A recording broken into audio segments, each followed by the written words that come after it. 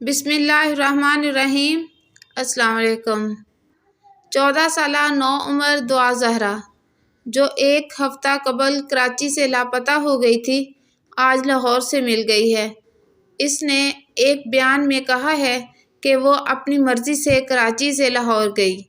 Lahore police نے اسے اپنی تحویل میں لے لیا ہے، جبکہ لاہور اور کراچی پولیس رابطے میں ہیں۔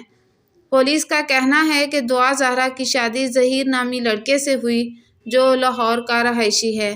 پولیس نے نکاح نامہ حاصل کر لیا ہے اور اس کی تصدیق کی جا رہی ہے۔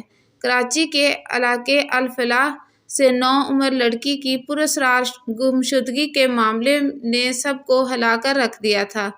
وہ 10 روز قبل گولڈن ٹاؤن کے علاقے سے لاپتہ ہو گئی تھی، جس سے عوام میں خوف کی لہر دوڑ گئی تھی اور اس سارے ڈرامے کا ڈراپ سین ہو گیا جب پولیس نے لاہور سے دعا زہرا کو ٹریس کیا، جہاں وہ اپنی مرضی سے پہنچی تھی اور ظہیر نامی شخص سے کورٹ میرج کی۔